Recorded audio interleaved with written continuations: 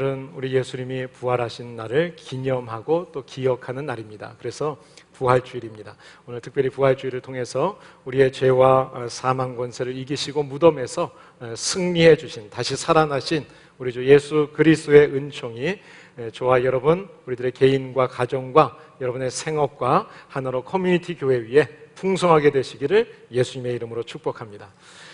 만물의 영장이라고 자부하는 인간들이 가장 두려워하는 것은 죽음이라고 하는 문제입니다.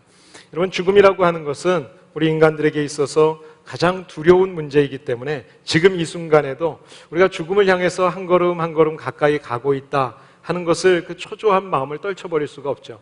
우리가 나이가 들고 또 건강이 연약해지면 그런 마음이 더 많이 들게 됩니다. 그런데 유한한 우리 한정된 우리의 인생을 살다가 죽을 수밖에 없었던 우리 인간들에게 우리 예수님께서 부활하셔서 죽음 저편에 있는 영원한 나라, 그 생명에 대한 것을 확실하게 우리에게 증거해 주셨습니다. 그것이 바로 부활주일의 의미입니다. 아울러서 우리가 부활하신 주님을 믿기만 하면 이터널 라이프, 영원한 생명을 우리에게 주시겠다고 주님께서 약속해 주셨습니다. 이 은혜를 우리 모두가 예수 그리스도를 믿음으로 우리가 누리고 있는 것입니다. 그렇기 때문에 우리는 그 하나님의 은혜에 감사하고 예배를 드릴 때마다 하나님의 놀라운 은혜에 감사와 찬양이 있어야 할 줄을 믿습니다.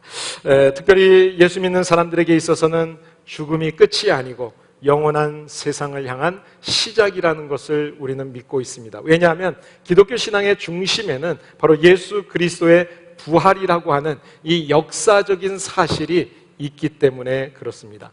예수님의 십자가 사건이 인간에게 죄의 문제를 해결해 주었다면 예수님의 부활의 사건이라고 하는 것은 바로 저와 여러분들의 죽음의 문제를 영원한 생명으로 이끌어 주신 바로 귀한 사건이라는 것입니다. 그래서 죄와 사망의 권세를 이기시고 새 생명이 시작된 부활절이라고 하는 것은 우리 기독교에게 있어서 가장 큰 절기일 뿐만 아니라 바로 기독교가 부활의 종교이기도 하고 또 부활은 기독교 신앙의 핵심이 되는 것입니다.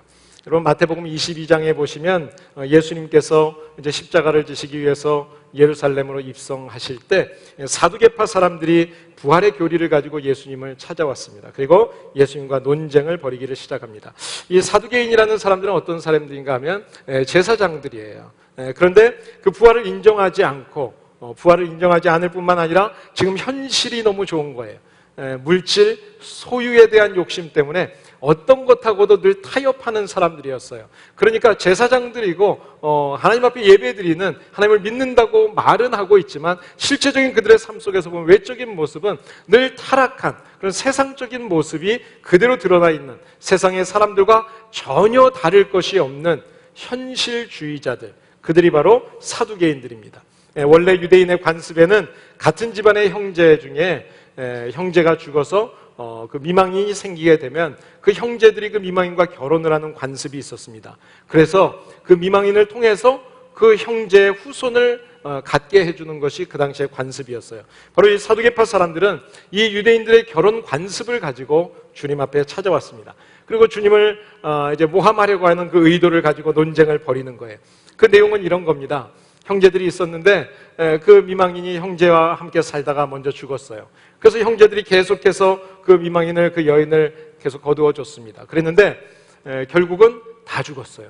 그래서 7명이나 죽었습니다. 자, 이제 죽음 이후에 이 여인이 만났습니다. 누구의 아내인 겁니까? 라고 지금 질문을 하는 거예요. 자, 그때 예수님께서 그 사두개파들에게 이야기를 하십니다. 너희들이 지금 분명히 성경을 잘못 알고 있고 하나님의 능력도 제대로 알고 있지 못하다. 그래서 너희들은 가장 중요한 기본적인 것을 오해하고 있다. 근본적인 잘못에 대해서 지적을 하고 계십니다. 그러면서 하시는 말씀이 부활의 때에는 시집도 가지 않고 장가도 가지 않는다. 우리 젊은이들이 되면 이 마지막 때 되면 좀 걱정이 될 수 있죠. 아직 시집장가를 못 갔는데. 그래, 시집도 못 가고 장가도 안 간다. 갈 필요가 없다라고 이야기하시는 거예요. 왜 그랬느냐? 이 사두개파 사람들은 물질적인 관심을 늘 가지고 소유의 욕심을 가지고 살았던 사람이기 때문에 지금 부활을 이야기하고 하나님의 나라를 이야기하고 있는데 저 하나님의 나라는 상관하지 않고 이 땅에 지금 내가 살고 있는 이 땅의 현실을 가지고 이야기를 하고 있는 거예요. 기준이 지금 여기에 있다는 거예요. 이 시간의 영역 안에서 영원한 나라에 대한 이야기를 생각하고 있기 때문에 주님은 그것이 잘못된 것이라고 오류를 지적하고 있는 것입니다. 여러분, 사람은 누구를 막론하고 죽을 수밖에 없습니다. 죽지 않는 사람을 지금까지 제가 본 적이 없어요. 혹시라도 그런 사람을 보시면 나중에 저한테 알려주세요. 살아날 수 없는 겁니다. 모두가 다 죽게 되어 있습니다. 시간과 공간을 초월할 수 있는 사람은 아무도 없습니다. 그러나 부활의 세계에서는 죽음도 초월하고 시간과 공간도 초월한다는 것입니다. 그러니까 부활이라고 하는 것은 이 세상의 삶으로 내가 죽었다가 다시 현실로 돌아오는 것이 아니라, 우리가 부활이라고 하는 것은 저 영원한 하나님의 나라로 들어가는 것을 이야기하는 것입니다. 이 땅으로 돌아오는 것이 아니라는 거예요. 그래서 부활할 때 우리의 몸은 썩을 것이 썩지 않을 것을 입고 죽을 것이 죽을 것을 입지 않는다고 성경이 이야기합니다. 그리고 좀 더 구체적으로 빌립보서 3장에 보면 우리의 몸이 예수님처럼 예수님의 몸의 영광의 그 몸의 광채를 우리가 함께 입고 새롭게 변하게 된다. 그러니까 우리의 몸이 지금 육신의 몸으로 돌아오는 것이 아니라 완전히 다른 사람으로 예수님처럼 우리가 영혼이 저 천국에 가는 모습으로 변하게 된다는 것을 설명하는 거예요. 그러니까 우리가 믿고 있는 이 사후의 세계라는 것은 지금 우리 현실적인 눈에서 보는 것이 아니라 영원히 사는 문제를 이야기하는 것입니다. 이것이 바로 구원받은 백성들이 가져야 되는 부활의 신앙입니다. 예수 그리스도께서 십자가에서 물과 피를 흘리셔서 우리의 죄 문제를 사해 주셨고 우리가 영원한 하나님의 나라로 들어갈 수 있도록 부활하신 사건, 그래서 우리는 하나님의 나라에 들어가는 그 구원에 대한 이야기입니다. 여러분, 그런데 오늘 본문 말씀으로 돌아가서 보시게 되면 오늘 본문의 배경은 이스라엘 백성들이 구원을 받았어요. 애굽으로부터 구원을 받았습니다. 그리고 하나님이 약속하신 가나안 땅, 저 천국을 상징하는 그 가나안 땅에 들어왔습니다. 그런데 반복되는 죄를 짓는 거예요. 구원의 은혜를 받았음에도 불구하고 또 세상적으로 돌아갑니다. 조금만 편하고 살만하면 또 죄를 짓고 하나님을 떠나는 겁니다. 하나님께서 징계하시면 또다시 그때서야 돌이키고, 또 하나님 앞에 부르짖으면 하나님이 그들을 용서해 주시고 다시 사사를 보내셔서 그들을 하나님을 바라볼 수 있도록 회복시키시고 또 구원해 주시는 역사가 사사기에 반복이 되고 있어요. 그러니까 우리가 지금 구원받은 백성인데 예수 그리스도를 통해서 십자가에서 이제 예수님이 우리의 죄를 다 사해 주셨기 때문에 구원받은 백성이라면 저 가나안, 저 천국을 보면서 살아야 되는데 우리는 또다시 반복되는 죄 속으로 돌아가고 있다는 이야기입니다. 오늘 본문에서 먼저 기드온이 하나님의 명령을 따라서 이제 그 땅을 구원하기 위해서 이제 군인들을 모집합니다. 자, 적들과의 전쟁을 치르기 위해서 백성을 모았는데 그 숫자가 32,000명이라고 했습니다. 근데 이 32,000명이라고 했을 때 적들하고 비교하면 상당히 많은 수일까? 그렇지 않습니다. 우리가 말씀을 읽어서 아는 것처럼 이 말씀 속에 보시면 적군들의 모습이 가서 그들의 모습을 보니까 메뚜기 떼와 같았다 그러는 거예요. 여러분, 새까맣게 있는 메뚜기 떼. 메뚜기 떼라고 그러면 숫자를 우리가 구별할 수 없는 거죠. 그렇게 많은 수라는 거예요. 그리고 그들의 기병 역할을 하는 낙타가 바닷가의 모래알처럼 많다는 거예요. 셀 수가 없다는 거예요. 그러면 그 수와 32,000명은 비교가 되지 않는 턱없이 부족한 숫자입니다. 그런데 하나님께서 뭐라고 말씀하시는가 하면 오늘 본문에 우리가 2절에서 읽었던 것처럼 그 수가 너무 많다고 말씀하고 있습니다. 그 수가 너무 많다. 그래서 하나님은 전쟁터에 나갈 그 두려움이 있는 사람, 그래서 전쟁하지 못할 만한 사람들은 다 빼버립니다. 그랬더니 10,000명이 추려졌어요. 그러면 10,000명 정도 가지고 그래도 그 사람들은 전쟁에 두려움은 없는 사람이니까 이 정도면 됐겠지 싶은데 하나님이 다시 또 많다고 말씀하십니다. 그래서 전쟁터에 나가서 싸울 만한 준비가 되지 않은 사람들을 다시 추려냅니다. 그래서 남은 사람이 300명이었어요. 여러분, 한 명이라도 더 있어도 될까 말까 한데 32,000명에서 300명으로 줄여버리셨습니다. 그 300명으로 줄이신 이유가 어디 있느냐? 물론 그들이 전쟁을 두려워하는 사람이었고 전쟁에 나갈 준비가 안 돼 있는 사람들이기도 했지만 더 궁극적인 이유를 오늘 본문에서 주님이 말씀하십니다. 그것이 2절 말씀에 이렇게 이야기를 하세요. 전쟁에서 하나님이 승리하게 해주셨는데 그 승리에 대해서, 그 구원에 대해서 하나님이 싸우셔서 구원해 주셨는데 그것을 가지고 우리의 숫자가 많아서 내가 전쟁을 잘해서 내가 지혜로워서 그래서 우리가 이겼다 스스로 자랑할 것을 하나님이 아셨다는 거예요. 사랑하는 여러분, 하나님이 우리에게 주시는 구원이라고 하는 것은 우리 인간의 행위로 구원을 받는 것이 아니라는 것입니다. 하나님이 우리에게 주시는 구원이라고 하는 것은 예수 그리스도께서 십자가에서 물과 피를 흘려주셨기 때문에 그것을 통해서만 우리가 믿고 믿음의 결과로 하나님의 은혜인 선물로 우리가 구원함을 받게 된 것입니다. 이 사실을 우리가 분명히 알아야 돼요. 그래야 오늘을 살면서도 우리가 하나님을 의지하고 사는 거예요. 우리가 오늘 생명이 있습니다. 내가 운전을 잘하고 와서 안전하게 온 것 같아요. 내가 건강을 잘 지켜서 물론 우리가 오늘 생명이 있을 수 있어요. 그러나 하나님께서 오늘도 생명을 거두어 가시면 어느 순간에 우리의 생명이 이 세상을 떠날지 알 수 없습니다. 생명의 주관자가 되시는 하나님께서 우리의 생명을 연장시켜 주셨기 때문에 오늘 우리에게 생명이 있는 겁니다. 오늘 우리가 일할 수 있는 것도 내가 능력이 있기도 하지만, 그러나 그것보다 더 중요한 것은 하나님이 우리에게 그 일터를 주시고 일할 수 있는 건강을 주시고 우리에게 그것으로 인도해 주셨기 때문입니다. 우리가 지금 경제적으로 좀 살 수 있는 여유가 있다면, 안정되게 살고 있다면 그것조차도 하나님이 도와주셨기 때문입니다. 이 모든 것은 하나님이 도와주신 하나님의 은혜입니다. 그런데 사람들은 보통 조금 살만하면 금방 하나님의 은혜를 잊어버린다는 거죠. 그리고 다시 죄 가운데로 걸어간다는 거죠. 그것을 하나님이 알고 있었다는 겁니다. 그럼 기드온 같은 용사도, 그러면 용사도 그랬을까요? 안 그랬을까요? 우리가 뒤에 가서 보시면 8장 17절에 보시면 기드온이 전쟁에서 탈취한 그 귀금속들, 장신구들을 다 가지고 오게 합니다. 그리고 그것을 가지고 제사장이 입던 옷, 에봇이라고 하는 옷을 금장구를 만들어 놓습니다. 그리고 자기의 성읍에 보관을 해놨어요. 여러분, 그 당시에 이스라엘 백성들은 합법적인 성소로 실로에서 하나님 앞에 예배를 드렸어요. 그런데 이제 백성들이 금 에봇에 관심이 더 있게 되었습니다. 그래서 금 에봇에 미혹이 돼가지고 하나님을 떠나버리는 범죄의 빌미를 누가 만들었느냐? 바로 기드온이 만들었어요. 좀 살만하니까. 그렇습니다. 이렇게 계속되는, 반복되는 이스라엘의 죄, 이것이 바로 하나님이 우리에게 주신 그 구원의 은혜를 잊어버리는 죄였다는 거예요. 하나님이 나를 이렇게 예수 그리스도를 통해서, 예수 그리스도가 십자가에서 죽기까지 하셔서 우리의 죄를 구원해 주셨는데, 그런 큰 구원의 은혜를 받은 것을 잊고 산다는 거예요. 그러니까 조그만 일에 낙심합니다. 조그만 일에 다툽니다. 조그만 일에 분을 냅니다. 그것이 우리의 인간의 모습이라는 거예요. 그래서 에베소서 2장 8절에서 9절의 말씀에 이렇게 이야기합니다. 너희는 그 은혜로 인해서 믿음으로 말미암아 구원을 받았다. 하나님의 은혜를 우리가 믿어요. 그 구원의 은혜를 믿음으로 구원을 받았다는 거예요. 이것은 내가 나타낸 것이 아니에요. 내가 이루어낸 것이 아니다. 이것은 하나님의 선물이라 말씀합니다. 왜 하나님이 선물로 이 구원을 주셨느냐? 왜냐하면 이것이 행위로 하면 누구든지 이것 때문에 자랑할 것을 아셨기 때문이라는 거예요.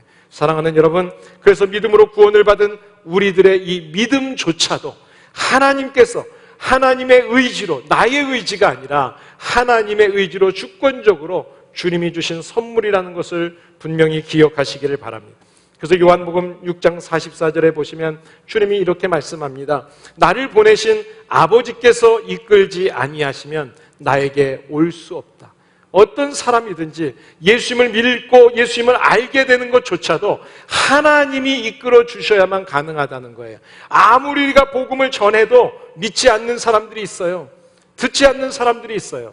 하나님이 이끄시지 않으면 이루어지지 않는다는 거예요. 전적인 하나님의 주권입니다. 하나님은 죄인을 예수님께로 이끄셔서 믿을 수 있는 힘까지 주시고, 그래서 그 믿게 하셔서 예수님을 알아가게 하시는 겁니다. 자, 그래서 예수님께서 베드로에게 이야기하실 때 마태복음 16장에 보시면 하나님의 아들이라고, 하나님의 아들 그리스도라고 믿음의 고백을 베드로가 드립니다. 얼마나 큰 고백이에요. 그 고백에 대해서 칭찬하고 정말 상을 주어도 될까 말까 한 판에 주님께서 그때 하셨던 말씀은 이런 말씀입니다. 바요나 시몬아, 내가 복이 있도다. 그러나 이것을 내가 알게 된 것은 너의 혈육이 아니라 누구라고요?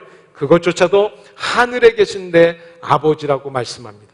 우리에게 믿음을 주신 것 바로 아버지세요. 하나님이세요. 그 하나님이 우리를 믿게 하셨어요. 그 믿음의 구원의 은혜를 저희들에게 주신 것입니다. 죽음의 권세를 이기시고 다시 부활하셔서 우리에게 부활주의를 허락하시고 우리가 이것을 믿음으로 구원을 얻게 하시고 이 믿음조차도 주신 그 하나님의 은혜, 그 하늘을 날마다 기억하시고 감사하시면서 예수 그리스도의 피값으로 구원받은 것을 기억한다면 저와 여러분의 날마다의 삶이 하나님의 자녀답게 이 세상 사람들 앞에 부끄럽지 않게 올바르게 사시는 성도들이 되시기를 예수님의 이름으로 축복합니다. 두 번째로 하나님이 우리에게 주시는 구원은 십자가의 희생과 순종을 통해서 얻게 되는 것입니다. 여러분, 사사기 6장에서 하나님이 민족의 구원을 위해서 기드온을 부르실 때 모습을 지난주에 보았습니다. 여러분, 6장 3절에서 5절 말씀을 보시게 되면 그 땅이 이스라엘 땅에 씨를 뿌려서 이제 좀 곡식을 거두려고 하는데 미디안, 아말렉, 동방 사람들 다 연합군들이 쳐들어옵니다. 그래서 그들이 가지고 있는 모든 것들을 짓밟고 빼앗아 갔습니다. 그리고 그들의 수를 표현할 때 메뚜기 떼와 같다고 표현을 했었습니다. 기드온은 6장 11절에서 그들을 보면서 두려웠어요. 그래서 그의 삶은 어느 삶이었느냐 하면 산속에 숨어서 사는 사람이었어요. 그리고 그 미디안 사람들, 그런 사람들 만날까봐 숨어서 밀을 타작하던 사람이었어요. 그런데 그 상황에서 그 사람들의 모습을 보면 적들의 모습은 메뚜기와 같고 낙타의 수가 바닷가의 모래알처럼 많은 이런 상황에서, 이런 환경 속에서 기드온을 부르시는 그 하나님, 그때의 기드온의 모습은 정치인도 아니었어요. 전쟁을 잘하는 장수도 아니었고 그저 농부였습니다. 씨를 뿌리고 거두고 그리고 타작하는 농부. 그런데 어느 날 주님이 이스라엘 민족을 구원하라는 사명을 주시는 거예요. 여러분, 사실 지금 이스라엘의 민족의 지금 상황이 좋은 상황이 아니죠. 아니, 살만하고 편할 때 이것 좀 맡아서 해. 지금 좋은 환경에서 그러면 얼마나 좋아요. 그럼 얼마든지 할 수 있어요. 그러나 지금 힘들어져 있고 낙심 가운데 있고 좌절 가운데 있고 힘든 이런 상황 속에서 이 일을 맡아서 하라는 거예요. 그 이야기를 들었을 때 오늘 이 믿음을 드러내는 바로 그 모습을 통해서 하나님이 역사하시는 것을 보게 됩니다. 여러분, 성경을 보면 믿음의 이야기가 나올 때마다 믿음 뒤에는 항상 순종이라는 단어가 따르는 것을 보게 됩니다. 요한복음 3장 36절에 보시면 아들을 믿는 자에게는 영생이 있겠고 믿으면 영생을 얻는다고 말씀해요. 그런데 다른 표현에서는 믿지 않으면이라고 이야기하지 않고 아들에게 순종하지 아니하면 영생을 보지 못한다고 말씀합니다. 믿음과 순종이 같은 말로 쓰여지고 있어요. 우리가 믿음장이라고 이야기하는 히브리서 11장을 보시게 되면 히브리서 11장에 아브라함에 대해서 이야기하면서 이렇게 이야기합니다. 믿음으로 아브라함은 순종하여, 믿음 그리고 순종을 이야기합니다. 여러분, 아브라함만이 아니라 이 히브리서 11장에 나오는 모든 믿음의 조상들의 이야기를 할 때마다 그들의 믿음과 순종을 함께 이야기하고 있습니다. 결론적으로 이야기하면 히브리서 11장의 말씀은 믿음과 순종에 대한 이야기예요. 믿으면 따라서 순종하는 사람들. 여러분, 인류를 구원하시기 위해서 이 땅에 오신 하나님의 아들이었던 예수님은 하나님의 말씀 앞에 믿음으로 순종하고 이 땅을 내려오셨습니다. 이 땅에 오실 때 나사렛에 사는 목수의 아들로 태어났어요. 아주 귀한 신분으로 태어난 게 아닙니다. 마구간에서 태어나셨습니다. 그리고 십자가에서 죽으실 때는 온갖 멸시와 고통을 당하셨습니다. 가장 처절하게, 가장 낮은 모습으로 오셨어요. 예수님의 죽으심의 모습을 가지고 유대인들은 그 모습이 수치의 대상으로 생각했습니다. 왠가 하면 신명기 21장 23절에 보시면 나무에 달린 자마다 저주를 받은 자라는 말씀이 있습니다.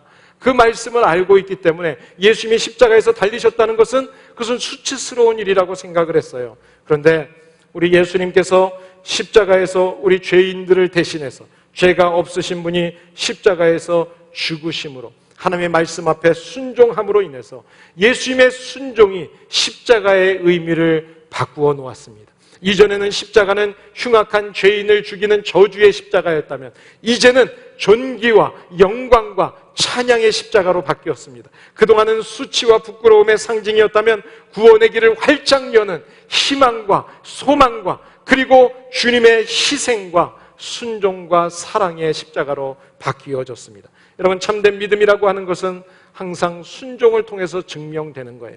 내가 믿음이 있는지 없는지는 주님이 말씀하실 때 내가 말씀대로 따르고 있는지를 보면 알 수가 있는 거예요. 썩어져가는 이 땅에서 이기심과 욕심과 수많은 유혹이 우리 앞에 다가올 때 그럼에도 불구하고 내가 하나님의 자녀라는 것을 분명히 믿는다면, 예수 그리스도의 십자가를 통해서 내가 구원받았다는 것을 분명히 확신하고 있다면, 그 구원을 어떻게 얻었는지를 알고 있다면, 정말 이 세상에서 어떤 유혹이 오더라도 부끄럽지 않게, 올바르게, 정말 정직하게, 깨끗하게 살 수 있는 저와 여러분들이 되시기를 예수님의 이름으로 축복합니다. 그것이 바로 우리의 가정을 살리는 일이고, 우리의 이웃을 살리는 일이고, 우리 교회를 살리고 민족과 나라를 살리는 것이라는 것을 분명히 기억하시기를 바랍니다. 세 번째로, 하나님 앞에서 자신의 연약함을 인정할 때 우리가 구원을 이루어 주시는 하나님의 은혜를 누리게 됩니다. 여러분, 사사 기드온이 하나님으로부터 민족의 구원을 위한 사명을 받았을 때 사실은 연약한 모습으로 그냥 미디안 사람들의 눈을 피해서 미를 타작하던 사람이었죠. 그런데 여호와의 사자가 기드온에게 찾아왔습니다. 너를 통해서 이스라엘 민족을 구원할 거야. 그 이야기를 들었을 때 본인이 너무 잘 알았어요. 그래서 본인에 대한 이야기를 합니다. 하나님, 저는 지금 미디안 사람들이 무서워서 숨어서 사는 사람입니다. 제가 이렇게 부끄럽고 연약한 사람이에요. 근데 나 같은 사람이 어떻게 민족을 구원할 수 있습니까? 어떻게 그런 전쟁을 내가 치를 수 있겠어요? 그 이야기를 할 때 여호와의 사자가 기드온에게 다시 이야기합니다. 내가 너와 함께 할 것이다. 그리고 내가 미디안 사람들을 칠 때, 이 미디안 사람을 친다는 건 한 사람을 치는 게 아니에요. 그 나라와 전쟁을 치를 때, 그들과 전쟁 치르는 그 사건, 그 순간이 한 사람을 치는 것처럼 한순간에 이길 것이라고, 승리할 것이라고 말씀하세요. 여러분, 우리가 어떻습니까? 사실은 우리가 이 땅을 살면서 때로는 내 약점이 사람들 앞에 드러나게 될 때 우리 모습은 어때요? 아니, 내 약점을 좀 알고 누가 이렇게 이야기하면 사실은 숨기고 싶어요. 근데 그것을 드러낼 때 그것 때문에 화가 납니다. 분노하게 됩니다. 다투게 됩니다. 그런데 이 자기의 약점을 자꾸 숨기려고 하다 보면 거짓말까지도 하게 되죠. 여러분 어때요? 여러분 결혼하시기 전에 연애할 때 어떠셨습니까? 결혼할 때 보통 젊은이들이 만나면 피하를 하죠. 피할 건 피하고 알릴 건 알립니다. 좋은 것만 이야기하고 자기의 약점은 이야기를 하지 않죠. 그러니까 결혼해서 살면 어때요? 벌써 하루 이틀 살아보면 금방 알잖아요. 내가 잘 정리정돈이 안 되는 사람이어서 집에 들어오면 양말을 아무 데나 벗어놓고 이빨을 자주 닦지 않는 사람인 것을 솔직히 얘기 안 했다면 살면서 하루 만에 벌써 다툼이 시작되죠. 그 다툼 가운데 하는 이야기가 뭡니까? 항상 하는 이야기가 내가 속았다. 그런 이야기 하죠. 여러분 정말 행복한 가정을 이루기를 원한다면 먼저 솔직해져야 되는 거예요. 나의 약점을 이야기하는 거예요. 나의 이런 약점이 있는데 이런 약점까지도 커버해 줬으면 좋겠어요. 그리고 그 약점을 내가 커버해 줄 수 있을 때 결혼을 결정하는 거예요. 그렇게 결정하면 그 결혼 생활이 서로 행복한 거예요. 그 사람의 약점을 내가 도와주고 커버해 줄 수 있기 때문에 행복한 가정이 되는 것입니다. 여러분 위기의 순간에 우리의 약점을 솔직하게 고백하는 것, 바로 우리의 약점을 하나님 앞에 솔직하게 기도할 때 하나님은 우리의 그 기도를 들으십니다. 여러분 마태복음 26장에 보시면 예수님이 죽음을 앞둔 하루 전날에 깊은 고민과 슬픔에 빠지셨습니다. 이 십자가를 지는 문제를 놓고 주님이 기도하시기를 원했습니다. 너무너무 힘들어서 제자들을 데리고 산으로 올라가십니다. 습관적으로 가시던 겟세마네 동산, 그곳에 제자들을 데리고 가서 함께 기도해 주기를 부탁했어요. 그런데 그 제자들은 잠을 청했습니다. 그런데 예수님께서 그 모습을 보면서 혼자 그 산에서 외롭게 기도하시는 거예요. 주님 앞에 엎드려서 기도합니다. 3번씩이나 기도합니다. 아버지, 할 수만 있거든 이 잔을 내게서 거두어 주세요. 사실은 부끄러운 모습이죠. 그 사명을 가지고 이 땅에 내려오셨는데 그 사명을 하나님 거두어 달라고 하나님 앞에 기도하는 거예요. 예수님의 가장 연약했던 모습을 이 십자가 겟세마네 동산에서 기도하는 모습에서 볼 수가 있습니다. 그런데 주님은 3번씩이나 그 연약한 기도를 하나님 앞에 부끄러운 기도를 했음에도 불구하고 결국은 돌아서서 하나님 앞에 순종하며 나가게 됐습니다. 어떻게 주님이 순종할 수 있었을까요? 그것을 성경에서 볼 수가 있습니다. 누가복음 22장에서 보시면 이 부분에서 조금 더 추가해서 기록된 말씀이 있습니다. 누가복음 22장 43절에 이렇게 말씀합니다. 주님께서 그렇게 기도하실 때 천사가 하늘로부터 예수님에게 나타나서 힘을 더하셨다고 말씀합니다. 그리고 나서 예수님께서는 더 열심히 기도합니다. 기도하는데 이전의 기도의 모습과 다른 모습을 보여줍니다. 그 모습은 예수님께서 기도하시는데 기도하면서 흘리시는 땀방울이 핏방울처럼 보였다. 정말 뜨겁게 열심히 기도하다 보면 얼굴이 시뻘개질 수 있죠. 어떤 모습일지 모르지만 정말 피를 흘리는 것처럼 피토하면서 하나님 앞에 기도하는 그런 모습, 그 모습으로 주님 앞에 기도할 수 있었어요. 그리고 그 기도를 통해서 순종의 길로, 다시 하나님의 사명의 길로 나갈 수가 있었습니다. 예수님 혼자인 것 같았던 그 기도의 자리가 혼자가 아니었어요. 예수님의 기도는 혼자 하는 외로운 기도가 아니었다는 것입니다. 여러분, 이 시간에 혹시 여러분들이 고통이 있습니까? 어떤 감당치 못할 어떤 어려운 일이 있는데 아무도 그 상황을 몰라줘서 내가 부탁을 하는데 도와주는 사람이 없어서 힘들고 외롭다고 느끼시는 분이 계세요? 여러분, 그렇다면 오늘 하나님 앞에 나와서 마음껏 부르짖기를 바랍니다. 여러분의 형편을 그대로 내려놓으세요. 하나님 거두어 줄 수 있으면 이 상황을 거두어 주시고 이 환경을 옮겨주시고 하나님 도와주세요.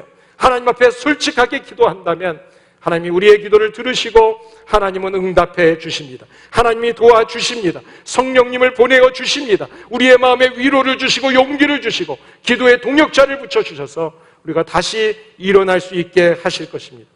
이사야서 38장에 보시면 히스기야는 왕이었던 사람입니다. 그런데 죽을 병에 걸렸습니다. 왕임에도 불구하고 하나님 앞에 나가서 정말 그 부끄러운 모습으로 하나님 앞에 통곡하면서 눈물로 기도합니다. 하나님, 생명을 살려주세요.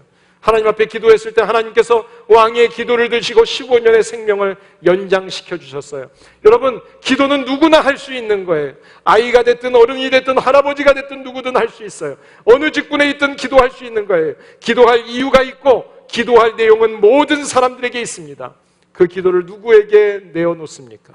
나의 가장 연약한 부분까지도 다 알고 계시는 하나님, 상한 갈 때도 꺾지 아니하시고 꺼져가는 등잔의 심지도 끄지 아니하시는 그 하나님께 나와서 하나님, 저를 도와주세요. 주님 앞에 솔직한 기도를 드리게 될 때 하나님께서는 우리의 기도에 응답하십니다. 중요한 것은 솔직한 기도입니다. 하나님 앞에 드려지는 기도. 그때 주님은 우리에게 분명하게 말씀하십니다. 마가복음 9장 23절에 할 수 있거든이 무슨 말이냐? 믿는 자에게는 능치 못할 일이 없느니라. 저와 여러분을 통해서 하나님의 능력이 나타나기 때문에 우리가 능치 못할 일이 없는 거예요.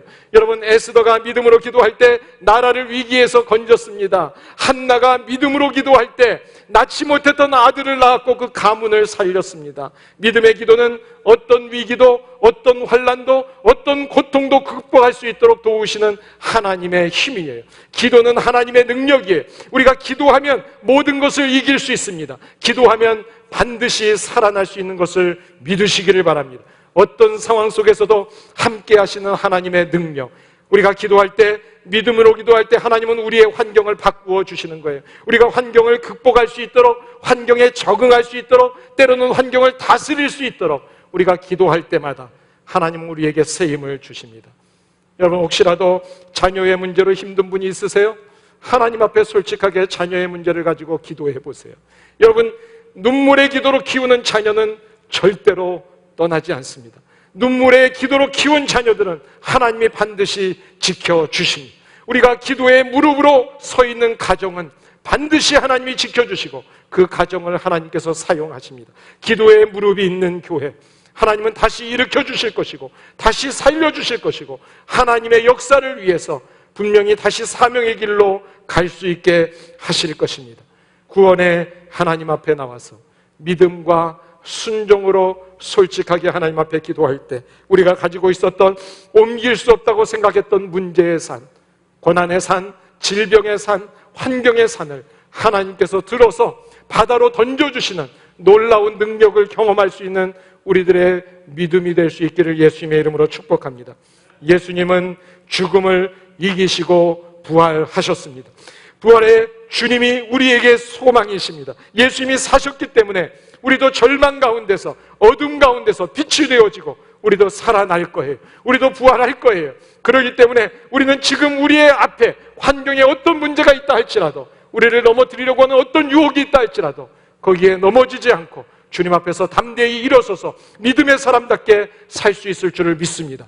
주님은 구원받은 백성들에게 이렇게 살라고 우리들에게 말씀하십니다. 고린도전서 15장에 보시면 우리 주 그리스도로 말미암아 죄와 죽음으로부터 우리에게 승리를 주시는 하나님께 감사하며 그 하나님의 은혜를 기억하고 굳게 서서 흔들리지 말고 주님을 위해 하는 일이 헛수고가 아님을 확신하고 주님의 일에 더 열심히 힘쓰라고 말씀합니다. 사랑하는 여러분, 이제는 세상의 일에 목적을 두지 말고 한 영혼 구원하는 일, 주님의 교회를 통해서 구원받는 사람들이 날마다 더해지는 일을 위해서 하나님 앞에 기도하시고 믿음으로 기도할 뿐만 아니라 희생하고 순종함으로 인해서 우리의 솔직한 기도가 하나님 앞에 들려지고 하나님이 산을 옮기는 놀라운 역사를 우리 교회를 통해서, 우리의 가정을 통해서, 우리의 인생을 통해서 누리시게 되기를 예수님의 이름으로 축복합니다. 함께 기도하시겠습니다.